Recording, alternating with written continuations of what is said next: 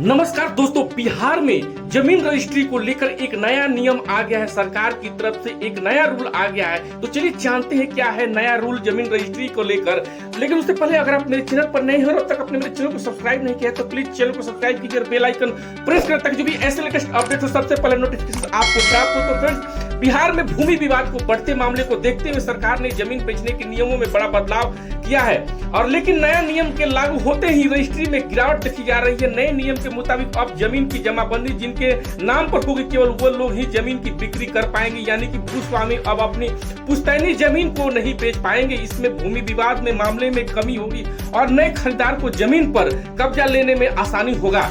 लेकिन इससे उन लोगों को परेशानी बढ़ गई है जिनके पास जमीन तो है लेकिन जमाबंदी उनके पूर्वजों के नाम पर है। ऐसे लोगों को अब पहले अपने नाम पर जमाबंदी जो है स्थापित करनी होगी, उसके बाद वो अपनी पुश्तैनी जमीन को बेच सकेंगे। इसका सीधा सीधा अर्थ यह है कि अंचल कार्यालय में जिस व्यक्ति का रजिस्टर 2 में नाम दर्ज हो रहेगा वही जमीन की बिक्री कर सकेंगे। वही नया नियम लागू होने के साथ ही निबंधन कार्यालय में जमीन रजिस्ट्री की संख्या में 50% से 60% तक गिरावट देखने को मिल रही है। कुछ जिलों में तो यह गिरावट 90% तक देखी जा रही है। हालांकि नए नियम में फर्जीवाड़ा में कमी आएगी और आम लोगों को इससे फायदा होगा।